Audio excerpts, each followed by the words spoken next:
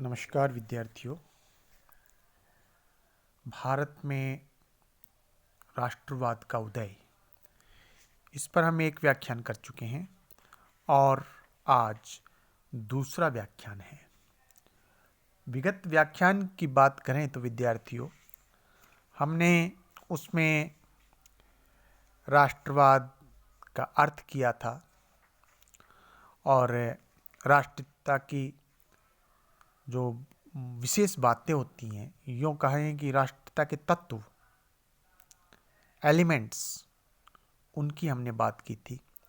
राष्ट्रीयता का विकास के बाद हमने उसी व्याख्यान में यह किया था कि क्या भारतीय राष्ट्रवाद अंग्रेजों की देन है, और साथ में हमने किया बंगाल में राष्ट्रीयता के प्रसारण के कारण, जिसमें हमने राजा राम मोहन राय, देवेंद्रनाथ टैगोर, केशव चंद्र सेन, बंकिम चंद्र चटर्जी, गिरीश चंद्र घोष, इन विद्वानों के जो इनका राष्ट्रवाद में योगदान हुआ, उसके संबंध में हमने बातें की थी। और जो फिर विभिन्न एसोसिएशंस बनी बंगाल के अंदर, और उन एसोसिएशंस ने, उन संगठनों ने राष्ट्रवाद को आगे बढ़ाया। आज हम कर रहे हैं कैसे राष्ट्रीयता का विकास और उसके राष्ट्रीय विकास के कारण। तो जिस राष्ट्रीयता का श्री गणेश बंकिम चंद्र बाबू ने बंगाल में किया, यूँ कहेंगे एक धार्मिक राष्ट्रीयता का, उसका महाराष्ट्र में जो प्रसार है वो स्वामी दयानंद सरस्वती ने किया। वे पाश्चात्य देशों की भौतिकवादी सभ्यता तथा संस्कृति के विरोधी थे। वे अपने देश की विशुद्ध आध्यात्मिक सभ्यता तथा संस्कृति को दूषित नहीं होने देना चाहते थे। उनका कहना था कि भारत की संस्कृति निर्मल है और पश्चिम की संस्कृति झूठी है और हमारे लिए काम की नहीं है। निसंदेह स्वामी दयानंद सरस्वती जी का जो प्रधानता है, उनको हम माने, वो धर्म सुधारक थे, समाज के सुधारक थे, परंतु उनकी यह दृढ़ धारणा थी कि बिना धार्मिक तथा सांस्कृतिक स्वतंत्रता के राजनीतिक स्वतंत्रता प्राप्त नहीं की जा सकती। उन्होंने आर्य समाज की स्थापना की और उसके माध्यम से महाराष्ट्र तथा उत्तरी भारत में राष्ट्रीयता का प्रसार किया। स्वामी दयानंद ने जिस विशुद्ध भारतीय राष्ट्रीयता का प्रतिपादन किया, उसे फिर स्वामी रामकृष्ण परमहंस और उनके शिष्य स्वामी विवेकानंद ने इसे समस्त भारत में यूँ कहें कि ले जाने का प्रयास किया। 1890 के दशक से लोकमान्य तिलक, केलकर और रजवाड़े ने शिवाजी की एक अलग छवि प्रस्तुत की, जिसमें उनके गुरु रामदास को और शिवाजी को एक आइकॉन के रूप में, एक मॉडल के रूप में उन्होंने वहाँ पर उनकी छवि को जो स्थापित किया और राष्ट्रीयता के विकास में अपना एक योगदान उन्होंने भी दिया। भारतीय राष्ट्रीयता के विकास के हम कारणों की बात करें तो देखिए विद्यार्थियों, आंदोलन का जो प्रादुर्भाव होता है, कोई भी आंदोलन हो, दुनिया में कहीं भी हो, वो जन असंतोष से होता है। और जन असंतोष की जननी गरीबी होती है, बेरोजगारी होती है, या फिर सरकार के अत्याचार होते हैं। यही बात भारत में कंपनी सरकार के साथ रही, ईस्ट इंडिया कंपनी सरकार। जो ईस्ट इंडिया कंपनी भारत पर अपनी राजनीतिक पकड़ मजबूत करती गई, उसने शोषण बहुत अधिक प्रारंभ कर दिया और खास करके किसानों का, और आम जनता के साथ भी सख्ती की नीति अपनाई।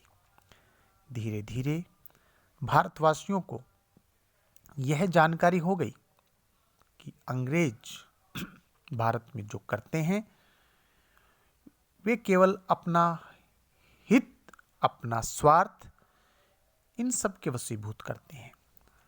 अतः अंग्रेजों की अत्याचार नीति के विरुद्ध भारतीयों में आक्रोश उत्पन्न हो गया और धीरे धीरे वो आक्रोश बढ़ने लगा और भयंकर होने लगा।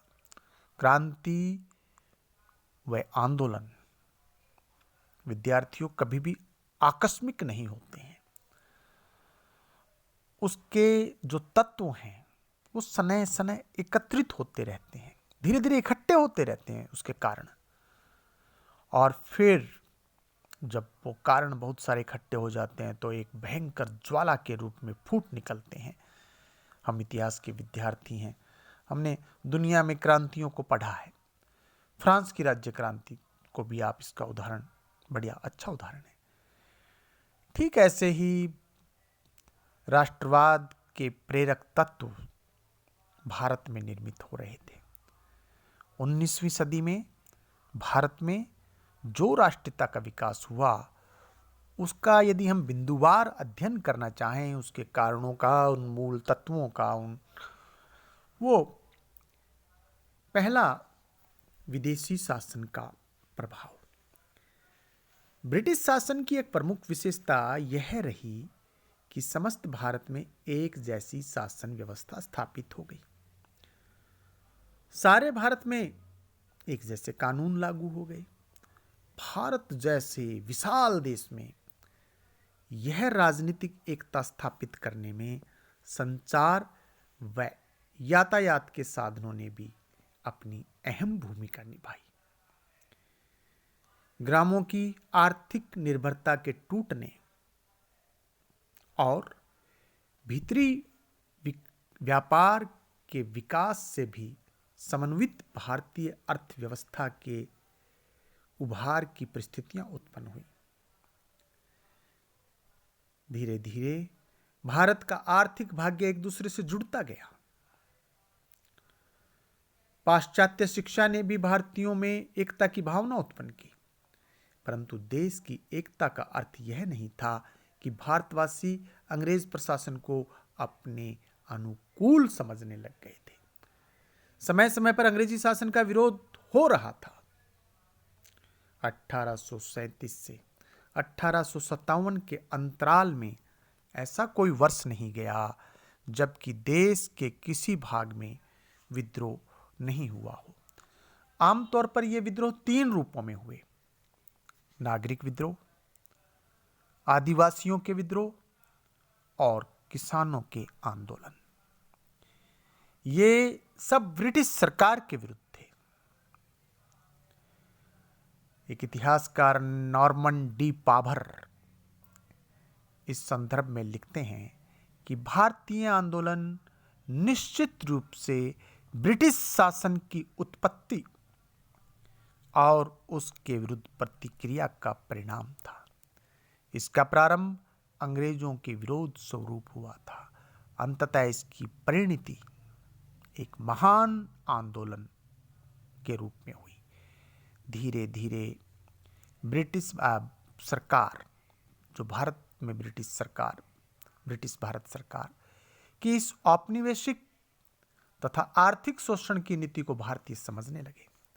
वे इस निष्कर्ष पर पहुंचे कि भारत में शासन करने वाले भारत के हित में नहीं हैं, अपितु वे विदेशी हैं और इंग्लैंड के हित में उनके तमाम कदम हैं, चाहे वो प्रशासनिक हो चाहे वो सुधार का मतलब जो प्रशासन के अंदर वो परिवर्तन कर रहे थे। सुधार का मतलब जो वो यहाँ पर डाक तार विभाग स्थापित किया, उन्होंने रेल यहाँ पर चलाई, उन्होंने पुल यहाँ बनाए, उन्होंने सड़कें यहाँ पर बनाई।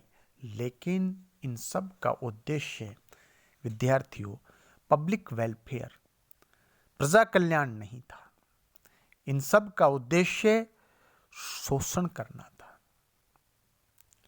वो भारत की कनेक्टिविटी, लोगों की कनेक्टिविटी के लिए संचार और यातायात को यहाँ पर लेके नहीं आए थे, इसलिए उसको वो सरल और सुगम नहीं बना रहे थे। उनकी कनेक्टिविटी व्यापार की और आर्थिक शोषण की कनेक्टिविटी थी। अतः भारतवासी ब्रिटिश सरकार के विरुद्ध अपना आक्रोश व्यक्त करने लगे। दूसरा, अंग्रेजी शिक्षा। हालांकि अंग्रेजी एक विदेशी भाषा है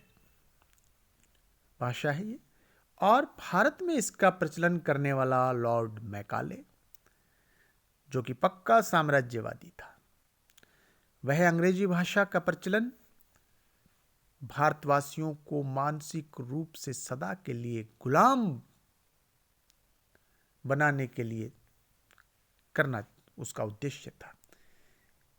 इस प्रकार मैकाले भारतीयों को अंग्रेजी में शिक्षित कर ब्रिटिश साम्राज्यवाद का समर्थक बनाना चाहता था। स्पष्ट है कि अंग्रेजी शिक्षा देने में मैकाले व उसकी सरकार का लक्ष्य शिक्षित भारतीयों को अंग्रेजी सरकार का दलाल बनाना था, न कि उन्हें देशभक्त बनाना था। अतः उसने शिक्षा के विकास और अंग्रेजी के प्रचार में बड़ी रुचि दिखाई। 1887 तक बंगाल में 14 कॉलेज स्थापित हो चुके थे। उनमें से 6 कॉलेज लॉर्ड मैकाले के व्यक्तिगत प्रयासों से स्थापित हुए। मद्रास, बंबई, कलकत्ता में यूनिवर्सिटीज की स्थापना हो गई। इससे स्पष्ट है कि भारतीय नवयुवक अंग्रेजी भाषा के माध्यम से उच्च शिक्षा प्राप्त करने में रुचि लेने लगे।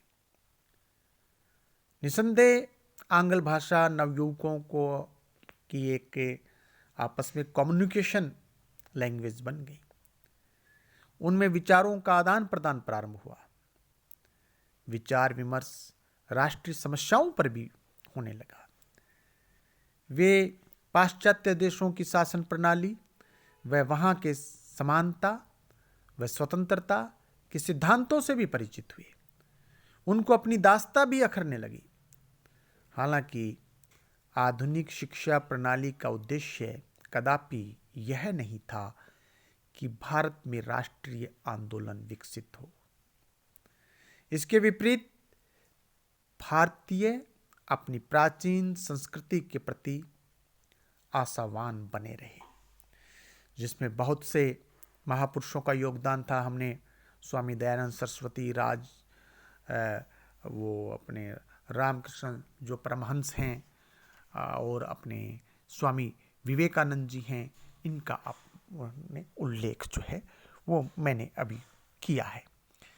परंतु विदेशी भाषा के माध्यम से भारतीय नवयुवक पाश्चात्य शिक्षा के प्रभाव में अवश्य आए और उनमें कुछ परिवर्तन भी, जो कुछ अंग्रेजों के पक्ष में तो अंग्रेजों के हमारे कुछ भारत के पक्ष में भी थे। और वो परिवर्तनों की यदि हम बात करें तो पाश्चात्य दार्शनिकों एवं राजनीतिक विचारों के जो भी विचार थे उनसे भारतीय नवयुवक अवगत होने लगे। अंग्रेजी भाषा पूर्व और पश्चिम की संपर्क भाषा बन गई। पूर्व यानी कि यूरोप, पश्चिम यानी कि भारत। भारत के शिक्षित नवयुवक यूरोप में जाने लगे। अंग्रेजी भाषा के माध्यम से वे पश्चिम के दार्शनिकों व विभिन्न राजनीतिज्ञों के विचारों के संपर्क में आए, जिनमें हम नाम लें बर्क, बेंथम, मिल, रूसो, मिल्टन, स्पेंसर आदि के विचारों से भारतीय प्रभावित हुए और उनमें राष्ट्रवाद और प्रजातंत्र के भाव प्रबल होने लगे। ब्रिटेन में प्रचलित प्रजातांत्रिक प्रणाली से वे अवगत ही नहीं अपितु प्रभावित भी हुए। रूसों के क्रांतिकारी विचारों से ओतप्रोत होकर वे वहां की समानता, स्वतंत्रता और जो भी वहां प्रचलित शासन व्यवस्था, उससे बड़े प्रभावित हुए। इन कारणों से भारतीय नवयुवक जब ब्रिटिश निरंकुश शासन व्यवस्था को देखते थे तो उनका हृदय पसीजता था, उनका खून खौलता था। अतः उनके हृदय में भारत में भी राष्ट्रीय संगठन बनाने की इच्छा प्रबल होने लगी। इस संदर्भ में दादा भाई नौरोजी का एक स्टेटमेंट, दादा भाई नौरोजी जिन्होंने पुस्तक लिखी थी poverty and un British rule in India, जिसमें उन्होंने बताया था कि किस प्रकार अंग्रेजों की नीतियों के कारण भारत दरिद्र और गरीब हो गया। उनका एक स्टेटमेंट पाश्चात्य शिक्षा और संस्कृति भारत के राष्ट्रवाद में अपना विशिष्ट स्थान रखती है, और उसने हमें नया प्रकाश दिया है कि राजा प्रजा के लिए होता है, न कि प्रजा राजा के लिए। ये दादा भाई नौरोजी ने एक पाश्चात्य शिक्षा और दर्शन से प्रभावित होकर एक अपना वक्तव्य एक बार दिया। एक अंग्रेजी भाषा से समानता, स्वतंत्रता, आप जानते हैं कि रूस की जो क्रांति थी उस क्रांति में समानता, स्वतंत्रता और भ्रातृत्व, ये बातें विश्व तक पहुंची थी, दुनिया तक पहुंची थी। अंग्रेजी भाषा के कारण भारत के लोगों ने भी जाना और इस भाषा के माध्यम से वे पश्चिम के विचारों को बड़े अच्छे से समझने लगे। अब वे एक दूसरे के दुख दर्द में हाथ बांटने लगे। इसलिए कहा जाता है कि भाषा के माध्यम से विभिन्न भाषाभाषी नागरिक भी एकता के सूत्र में बन जाते हैं। यही बात भारत में हुई। स्पष्ट है कि अंग्रेजी भाषा के ज्ञान से भारतवासियों को आधुनिक राष्ट्रीयता का बोध हुआ। अमेरिका का इंडिपेंडेंस वॉर हो या फिर फ्रेंच रिवॉल्यूशन हो, ये सब हमारे यहाँ के नवयुवकों की प्रेरणा के स्रोत बन गए। इसके अलावा विद्यार्थियों, जो हमारे लॉर्ड मैकाले ने जो यहाँ एक शिक्षा नीति जो वो लेकर के आया, उसकी शिक्षा नीति से यहाँ लोग शिक्षा तो प्राप्त कर गए, अंग्रेजी भी पढ़ गए, लेकिन उनके कोई रोजगार की व्यवस्था नहीं थी, उच्च पद उनको नहीं मिल सकते थे। धीरे धीरे शिक्षित बेरोजगार युवकों की संख्या बढ़ने लगी। उनमें उच्च शिक्षा प्राप्त प्रतिभा संपन्न युवक भी सम्मिलित थे। जब शिक्षित युवकों को उनकी योग्यता के अनुसार राजकीय सेवाएं उपलब्ध नहीं होने लगी तो उनमें भारी असंतोष पैदा हुआ। शिक्षित जो हमारे भारतीय शिक्षित युवक थे, उनको निम्न पद दिए जाते थे। वो छोटे पदों पर नौकरी करने के लिए तैयार नहीं थे क्योंकि वो उच्च शिक्षा प्राप्त थे। तो इस प्रकार से जो भारतीय नवयुवक हैं, उनके अंदर एक आक्रोश और एक असंतोष की जो भावना है वो धीरे धीरे बढ़ने लगी। इसके बाद विद्यार्थियों हम बात करते हैं अगले बिंदु की, कि लेखकों व कवियों का योगदान। अंग्रेजी भाषा के प्रचलन से भारतीय विद्वान पश्चिमी विद्वानों के संपर्क में आ गए। उनके विचारों से प्रभावित होकर भारतीय विद्वानों ने भी राष्ट्रीय प्रेम से परिपूरित रचनाएं करना प्रारंभ किया। वे चाहते थे कि भारत में ऐसा साहित्य सृजन किया जाए जो सोए भारतीयों के दिलों में राष्ट्रवाद का तूफान उद्वेलित कर दे। इस दिशा में बंकिम चंद्र का आनंद मठ, हमने पिछले व्याख्यान में चर्चा की थी विद्यार्थियों, देशभक्ति की गीता बन गया। देशबंधु हेमचंद्र चटर्जी, नवीन चंद्र सेन, आर.सी. दत्त, रविंद्रनाथ टैगोर के की जो रचनाएं हैं, इन विद्वानों ने अपनी साहित्यिक रचनाओं के माध्यम से राष्ट्रीयता की भावना के जागरण में सराहनीय योगदान दिया। श्री नवीन चंद्र सेन ने पलासी के युद्ध के संदर्भ में बद्री नारायण चौधरी, प्रताप नारायण मिश्र, बालकृष्ण भट्ट आदि ने अपनी व्यंग्यपूर्ण शैली में वीर रस से ओतप्रोत गीत लिखे। वास्तव में साहित्यकार व लेखक की लेखनी में वह शक्ति विद्यमान होती है जो तलवार में नहीं होती है। चंद्रशेखर वाजपेयी ने हमीर हठ की रचना करके जो बुजदिल भारतीय थे उनके दिलों में वीरता और राष्ट्रीयता का प्रबल स्रोत प्रवाहित किया। इसी समय भारतेंदु हरिश्चंद्र, जिन्होंने भारत दुर्दशा जैसे नाटकों की रचना करके भारत में राष्ट्रीयता को जागृत किया। 1857 के स्वतंत्रता संग्राम के संदर्भ में राजस्थान के कवि सूर्यमल मिशन ने वंश भास्कर काव्य रचकर भारतीयों को अपनी मातृभूमि पर बलि देने के लिए प्रेरित किया। और वीर छत्राणी, उन्होंने लिखा अपने शिशु को, अपने बच्चे को देश पर मर मिटने की शिक्षा देते हुए उन्होंने एक दोहा लिखा, इला न देनी आपनी, इला न देनी आपनी, हालरिया दुलराय, पूत सिखावे पालने, मरण बड़ाई माए। माँ के अपने बच्चे को पालने में शिक्षा दे रही है, जो बच्चे को वो अपने पालने में झूला दे रही है कि अपने जो मौत जो वो है वो श्रेष्ठ है।